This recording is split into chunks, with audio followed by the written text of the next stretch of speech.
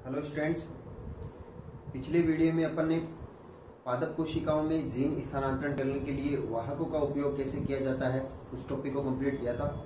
यानी अपना टॉपिक का नाम था पादप विषाणु वाहक, यानी ऐसे विषाणु जिनके द्वारा पादप कोशिकाओं में जीन स्थानांतरण किया जाता है।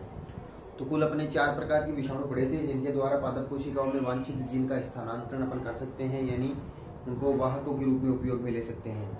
ये कौन कौन से विषाणु अपन ने पढ़े थे, जिनमें से एक तो BMV ब्रोम मोजेक वायरस, एक TMV टोबैको मोजेक वायरस, एक जेमिनी वायरस और एक पढ़ा था अपन ने फूलगोभी मोजेक वायरस यानी कॉलीफ्लावर मोजेक वायरस, ठीक है, जो कोलिमो वायरस के समूह से संबंधित था।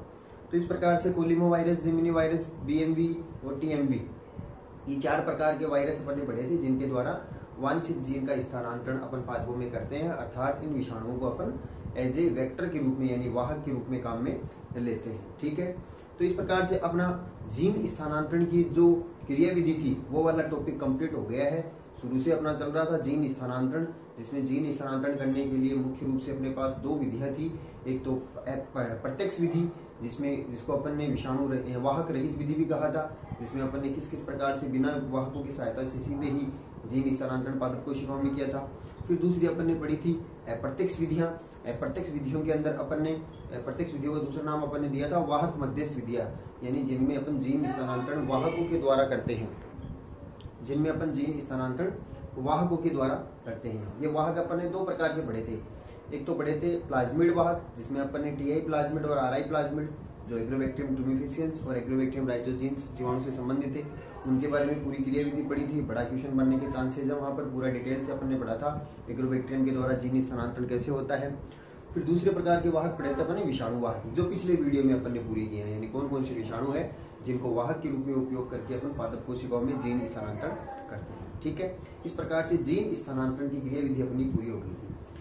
अब इसके बाद में कुछ 2-3 छोटे-छोटे टॉपिक्स है जो वो भी जीन स्थानांतरण करने के अंदर काम में आने वाले छोटे-छोटे 2-3 टॉपिक्स हैं, उनके बारे में डिस्कशन करते हैं। एक cDNA लाइब्रेरी जो पहले भी नाम आया था, मैंने आपको बताया था, आगे डिटेल से पढ़ेंगे, उसके बारे में थोड़ी सी चर्चा करते हैं। तो देखो अगला टॉपिक अपना है कृत्रिम गुणसूत्र। कृत्रिम गुणसूत्र आर्टिफिशियल क्रोमोसोम।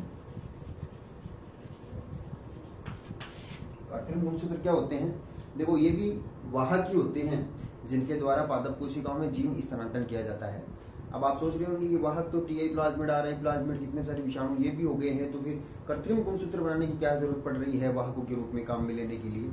तो देखो, जब अपने पास वांछित जीन की लंबाई बड़ी होती है, यानी अपना वांछित जीन या DNA जो होता है वो अधिक लंबाई का होता है, और इतनी अधिक लंबाई को अपन प्लाज्मिड वाहक या विषाणु वाहकों के द्वारा पादप कोशिकाओं में जीन स्थानांतरण नहीं कर सकते, तो उस परिस्थिति के अंदर वैज्ञानिकों ने विशेष प्रकार के वाहक बनाए हैं जिनको कृत्रिम गुणसूत्र नाम दिया है। ये कृत्रिम गुणसूत्र की खास बात यह है कि इनके अंदर अपन अधिक लंबे DNA या अधिक लंबे वांछित जीन को इनके साथ में जोड़ करके पादप कोशिकाओं के अंदर स्थानांतरित कर सकते हैं, ठीक है। तो अधिक लंबाई के वांछित जीन को स्थानांतरित करने के लिए कृत्रिम गुणसूत्र का उपयोग किया जाता है। जैसे एग्जाम्पल है अपने पास यीस्ट कृत्रिम गुणसूत्र,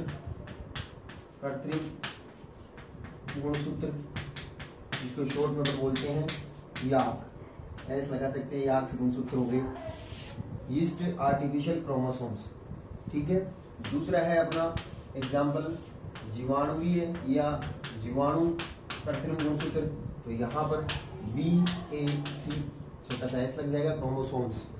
बैक्टीरियल आर्टिफिशियल क्रोमोसोम, मुख्य रूप से अपने सिलेबस के अंदर जो 2 कृत्रिम गुणसूत्र एग्जाम्पल दिए हुए हैं वो याक और बाक 2 दिए हुए हैं। हालांकि एक और होता है माक, MAC मेमेलियन आर्टिफिशियल क्रोमोसोम, स्तनधारी के कृत्रिम गुणसूत्र, वो अपने सिलेबस में नहीं है। तो ये 2 एग्जाम्पल है कृत्रिम गुणसूत्रों के जिनके द्वारा भी वांछित जीन का स्थानांतरण करते हैं अपन। कैसे वांछित जीन? जो अधिक लंबाई के हैं, जिनको अपन प्लाज्मिड वाहक या विषाणु वाहकों के द्वारा स्थानांतरित नहीं कर सकते हैं, उनमें इनका उपयोग किया जाता है। बस इतना सही है अपने सिलेबस के अंदर। उसके बाद में एक छोटा टॉपिक है अपना, इसके अंदर एग्रो संक्रमण, जो पहले भी नाम आया था एग्रो संक्रमण, एग्रो इन्फेक्शन या एग्रो संक्रमण क्या होता है। तो आपको मैंने बताया था पहले भी, अपन ने विषाणु वाहक में जो जेमिनी वायरस पढ़े थे ना, उसके अंदर मैंने बताया था एग्रो संक्रमण क्या होता है। देखो एग्रो यानी एग्रोबैक्टीरियम संक्रमण का अर्थ आप जानते ही हो। कुछ ऐसे विषाणु होते हैं जैसे जेमिनी वायरस। जेमिनी वायरस समूह के जितने भी विषाणु होते हैं उन विषाणुओं का पादपों में संक्रमण जो होता है वो सीधा ही नहीं होता है, प्रत्यक्ष रूप से सीधे विषाणु पादप कोशिकाओं को संक्रमित नहीं करते हैं। इन विषाणुओं का संक्रमण जो होता है यानी जेमिनी वायरस का जो संक्रमण होता है वो पादप कोशिकाओं में कीटों के द्वारा होते हैं। यानी ये विषाणु जो होते हैं पहले कीटों के शरीर में आते हैं, वो कीट जब पादप कोशिकाओं में जाकर के बैठते हैं तो उन कीटों के माध्यम से ये विषाणु जो होते हैं वो पादप कोशिकाओं को संक्रमित करते हैं। तो जेमिनी वायरस जो होते हैं उनका संक्रमण कीटों के द्वारा होता है, पादपों में सीधा संक्रमण कर नहीं सकते। इसलिए अपन जीन स्थानांतरण कैसे करें, सीधे तो ये वायरस संक्रमण ही नहीं करते हैं, ये तो पहले कीटों में जाएंगे, कीटों से पादप कोशिकाओं में जाएंगे। इसलिए किया जाता है कि ऐसे विषाणु जिनका संक्रमण कीटों के द्वारा होता है उन विषाणुओं में एग्रो संक्रमण विधि का उपयोग किया जाता है। इस विधि में किया जाता है कि जो विषाणु जिनका कीटों के द्वारा संक्रमण होता है उन विषाणुओं के डीएनए के साथ में अपना वांछित जीन को जोड़ दिया जाता है। फिर उसके बाद में क्या किया जाता है, वो जो डीएनए है विषाणु का डीएनए जिसमें अपना वांछित जीन जुड़ा हुआ है उसको क्या किया जाता है, एग्रोबैक्टीरियम जीवाणु का टीआई प्लाज्मिड जो होता है उस टीआई प्लाज्मिड में टीडीएनए वाले स्थान पर जोड़ा जाता है। टीडीएनए वाले स्थान पर टीआई प्लाज्मिड है, ये टीआई प्लाज्मिड में ये वाला स्थान जो होता है ये टीडीएनए है। इस टीडीएनए के स्थान पर जो विषाणु जो है ना उस विषाणु का डीएनए जिसमें अपना वांछित जीन जुड़ा हुआ है वो डीएनए यहाँ पर जोड़ दिया जाता है। तो अब विषाणु वाला डीएनए भी आ गया है, जीवाणु का टीआई प्लाज्मिड भी आ गया है। अब ऐसे कैसे टीआई प्लाज्मिड को एग्रोबैक्टीरियम की कोशिका में स्थानांतरित करा दिया जाता है। अब एक ऐसा जीवाणु जिसके अंदर विषाणुीय डीएनए और साथ में वांछित जीन डीएनए दोनों साथ में आ गए हैं। अब इस एग्रोबैक्टीरियम का पादप कोशिकाओं के साथ में सह संवर्धन करते हैं, यानी आपस में संक्रमण कराने के लिए साथ साथ संवर्धन करते हैं। वही मेथड हो जाएगा अब एग्रोबैक्टीरियम के द्वारा करते हैं वैसे ही। तो अब ये टीआई प्लाज्मिड के माध्यम से विषाणुीय डीएनए जिसके साथ में वांछित जीन जुड़ा हुआ था वो पादप कोशिकाओं के अंदर स्थानांतरित हो जाएगा। तो अपन ने किया है ऐसे विषाणु जिनका संक्रमण पादप कोशिकाओं में कीटों के द्वारा होता है उन विषाणुओं के डीएनए के साथ में वांछित जीन को जोड़ करके उसको टीआई प्लाज्मिड के टीडीएनए के साथ में जोड़ दिया और ऐसे टीआई प्लाज्मिड को एग्रोबैक्टीरियम में स्थानांतरित करके और फिर उस एग्रोबैक्टीरियम से अपन ने क्या किया है पादप कोशिकाओं के साथ में सह संवर्धन करा के संक्रमण करवा दिया और वांछित जीन का स्थानांतरण कर दिया।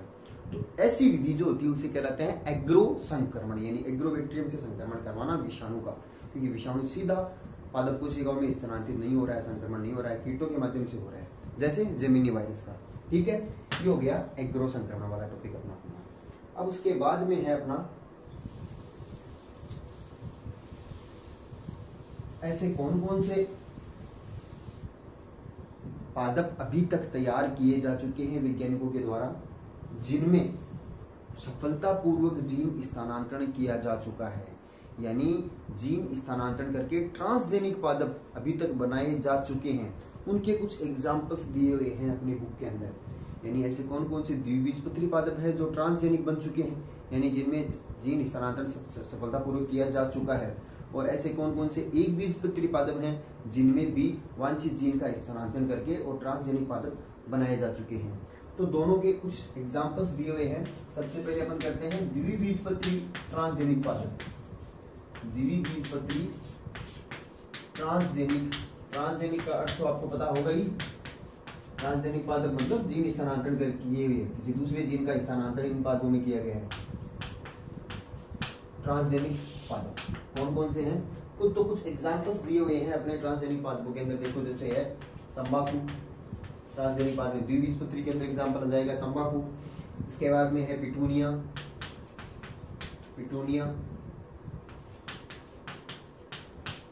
इसके बाद में अपने दिया हुआ है टमाटर। इसके बाद में आलू,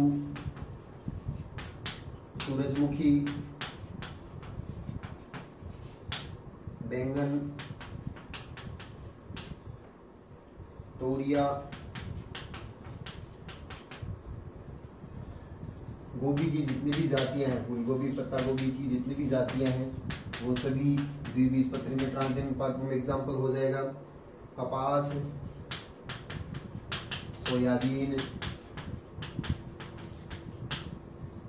और गाजर आदि, ये सभी कुछ द्विबीजपत्री पादप है जिनमें सफलतापूर्वक जीन स्थानांतरण करके इनके ट्रांसजेनिक पादप वैज्ञानिकों ने तैयार कर लिए। ठीक है, इसी प्रकार से कुछ पादपों के नाम अपने दिए हुए हैं, एक बीजपत्री ट्रांसजेनिक पादपों के। तो वो एक बीजपत्री ट्रांसजेनिक पादप कौन कौन से हैं, उनके भी अपनी किताब के अंदर जो जो नाम दिए हुए हैं उनको भी अपन डिस्कस कर लेते हैं। एक बीजपत्री ट्रांसजेनिक पादप कौन कौन से हैं, तो उनमें जैसे है चावल, चावल के ट्रांसजेनिक पादप तैयार किए जा चुके हैं, राई है, गेहूं है, मक्का है, जई है आदि। ये कुछ एक बीजपत्री ट्रांसजेनिक पादप हैं जो सफलतापूर्वक जीन स्थानांतरण करके तैयार किए जा चुके हैं। अब देखो ट्रांसजेनिक पादपों के बारे में बात कर रहे हैं अपन, क्योंकि अपने मेन टॉपिक इस यूनिट के अंदर चल रहा है प्लांट बायोटेक, पादप जैव प्रौद्योगिकी।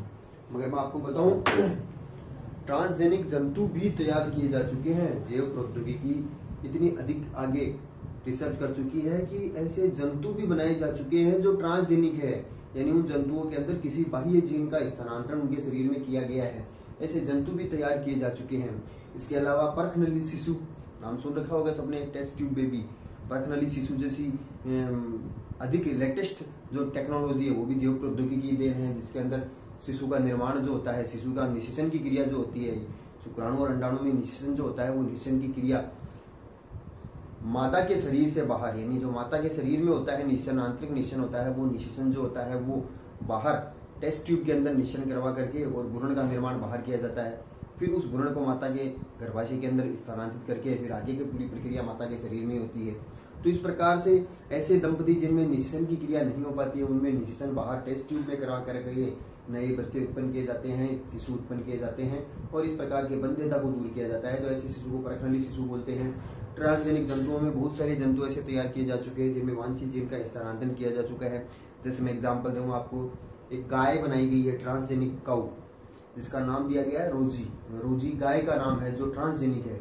इस गाय की खास बात क्या है कि इसके दुग्ध के अंदर, इसके दूध में एक ऐसी प्रोटीन पाई जाती है जो प्रोटीन सामान्य गाय के दूध में नहीं पाई जाती। वो प्रोटीन कौन से दूध में पाई जाती है, जो माता के द्वारा जो बच्चे को स्तनपान करवाया जाता है, जो नव दुग्ध पिलाया जाता है, उस दुग्ध के अंदर ही वो प्रोटीन पाई जाती है। ठीक है, उस प्रोटीन का नाम है मानव अल्फा लेक्ट एल्बुमिन। लेक्ट एल्बुमिन नामक एक प्रोटीन होती है जो केवल माता के दुग्ध के अंदर ही पाई जाती है, सामान्य गाय के दूध में वो प्रोटीन नहीं पाई जाती।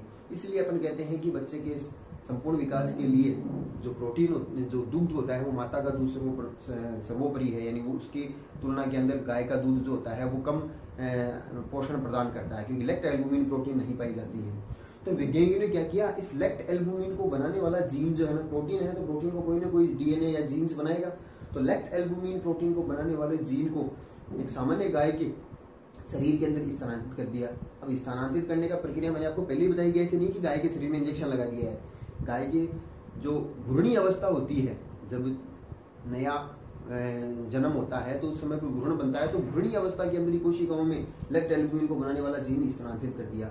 अब उस भ्रूण से जो नई गाय प्राप्त बनी है, उसका विकास हुआ है, उस गाय के अंदर वो गुण आएगा उस जीन का। ऐसे नहीं कि परिपक्व पूरी गाय है उसके इंजेक्शन लगा करके जीन स्थानांतरित हो गया। भ्रूणी अवस्था में ये काम किया जाता है। जब भ्रूण होता है ना उस गाय का, उस भ्रूणी अवस्था में कोशिकाओं के अंदर जीन स्थानांतरण किया जाता है। फिर जो गाय विकसित होती है उस भ्रूण से, उस गाय के अंदर उस जीन के लक्षण प्राप्त होते हैं। तो इस प्रकार से ट्रांसजेनिक गाय बनाई गई है जिसका नाम रखा गया रोजी।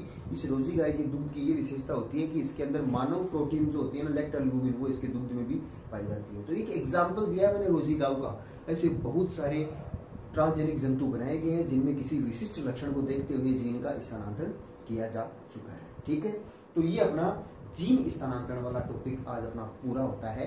इसके बाद में अगले वीडियो में अपन नया टॉपिक लेंगे, cDNA लाइब्रेरी। तो पहले भी नाम आया था ना cDNA, स्मॉल cDNA, कॉम्प्लीमेंट्री या कॉपी डीएनए, उसको किस प्रकार से बनाया जाता है उसके बारे में अध्ययन करके फिर अपन पादप उत्तक संवर्धन के अंदर जाएंगे। इस चैप्टर में, जो इस चैप्टर का यानी इस यूनिट का जो लास्ट टॉपिक जो है पादप उत्तक संवर्धन, उसके अंदर बात करेंगे। ठीक है, थैंक यू।